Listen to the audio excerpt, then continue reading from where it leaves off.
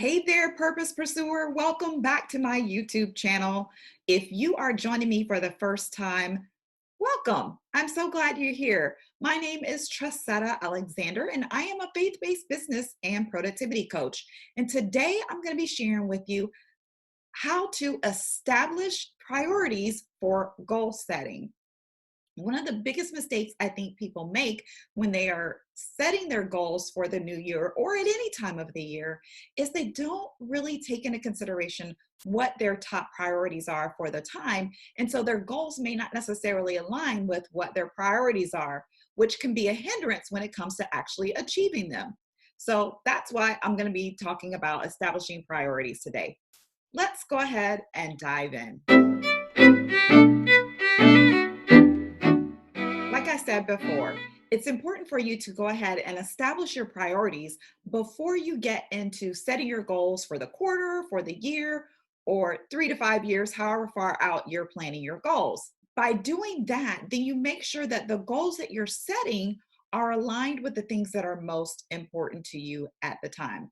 Now, I always recommend that you set goals for the quarter or 12-week goals because we can stay really, really focused for a short period of time without seeing a reward, a large reward on the other side. When we push our goals out too far, then the reward is so far out that we tend to lose our steam. So that's why I advocate for the 12-week or 3-month quarterly goals.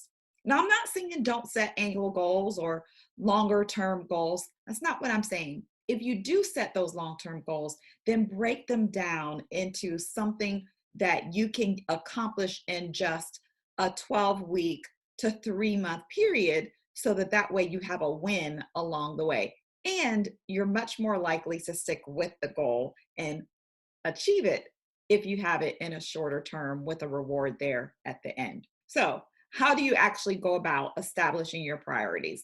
This is the way that I like to do mine. Of course, you can choose any way that fits best for you. Like I always say, productivity is a very personal thing. This is just one tool that you can add to your toolbox. First, here's what I want you to do. Go ahead, grab a piece of paper, and I want you to write down the center of the page these 9 areas of life. The first one is relationships. Next is financial.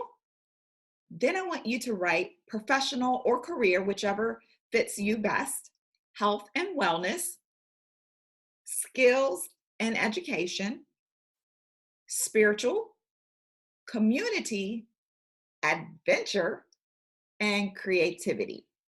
These I have found to cover pretty much every area of life, and you can define them however you want. You can lessen this or make it longer. It's really up to you. Again, productivity is very personal, and so you can tailor it to fit your personal needs. So now that you have all 9 areas written down the center of your page, to the left of those areas, I want you to rate them as they are right now from 1 to 10, 10 being they're a high priority, 1 being that they're a low priority right now.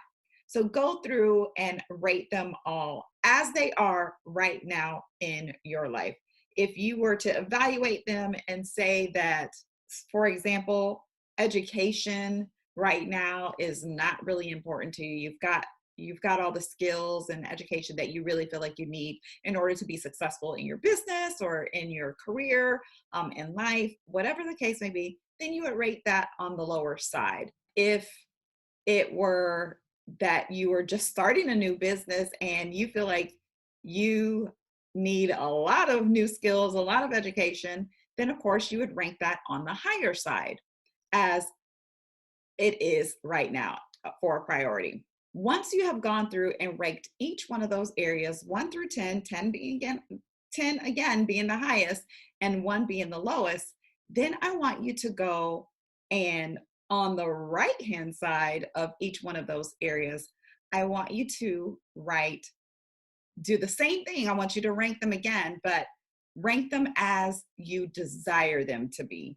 So maybe right now, your education has not been a priority, but you really need it to be a priority. Maybe you've been focusing more on your career, or maybe you've been focusing more on your spirituality, whatever the case may be. Or maybe your spirit, you right now, if you really rank your spiritual, it's kind of low and you really want it to be on the higher side. So go through and rank each one of those areas where you desire them to be as a priority for the next 3 months, 12 weeks to 3 months.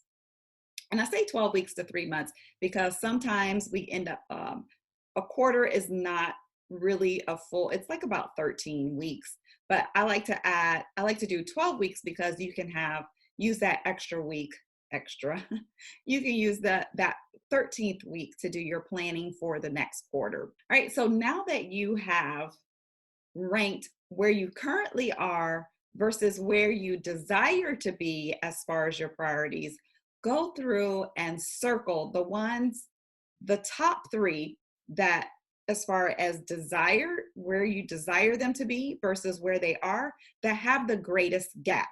Now, what do I mean? Going back to that skills and education example again. So maybe right now you've got it ranked as a 3 and you really want it to be a 9. So the difference between those two is 6, right? And so I want you to go through and circle the top 3 desired ones that have the greatest distance between where they currently are and where you desire them to be. Once you have identified those top 3 areas, then those are the areas that I want you to focus on setting your goals for the next 3 months or for the next quarter. By setting goals around those 3, you can have the greatest potential to really move the needle on those. And the reason why I don't want you to focus on more than 3 is, I've talked about this before, but any more than 3 goals, you really get so scattered, you get so pulled in so many different directions that you can't really make the progress that you really desire. By shrinking it down to 3 goals or less, or 3 areas that you're going to focus on or less, then you have the potential to really make some momentum there, or create momentum there, so that you can have a tangible difference, see tangible results in the difference between where you currently are and where you desire to be. Just because you have identified 3 areas that you're going to focus on, that doesn't mean that you don't work on the other areas at all. It just means that your concentrated effort is going to be on the other 3. In fact, I have found that as one area of your life is elevated, or you create momentum there, all the other areas of your life are impacted as well, because you're growing in the process. And as you grow, every aspect of you grows. So it's not like you're not going to see any changes or any momentum in the other areas. We're just going to concentrate our efforts on those 3 areas that we identified. Then, once you have set your goals for those 3 areas, I want you to go through and create a process goal. This is where you take the goal and identify the activity that you need to do in order to hit the goal. So, for example, the skills and education, perhaps it is that you're going to, you need to take a class, or you need to read a book, or read several books in order to learn what you need to learn. For the book example, let's say you're going to read consistently 15 minutes a day, a book on whatever the subject is that you need to boost your skills in. By setting a process goal, that gets you focused on the activity rather than the end result.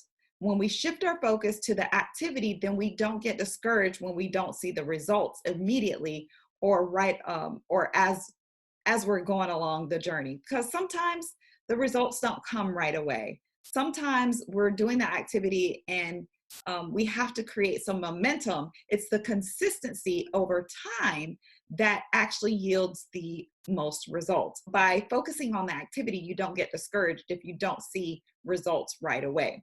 So we're going to focus on doing the activity. We're going to focus on the process of the goal as opposed to the end result of the goal. And by doing that, before you know it, You'll be at the end of the 12 weeks and you will have achieved or possibly even exceeded your goal. And this is why I recommend that you establish your priorities first before setting your goals. That way, you make sure that what you're doing is aligned with what you really desire the most in your life. I hope that this video has been a blessing to you, and drop me a note in the comments. I'd love to hear if you've gone through this process and found that it has been helpful to you. I'd also like to encourage you to go ahead and subscribe to my channel. I will be, even after Vlogmas is over, I will be continuing to produce videos on at least a weekly basis. And so I would love to connect with you here. And that's all that I have for you today, but I don't want you to forget that you got this. And God, He has you too. I love you. I appreciate you. And I'll see you next time.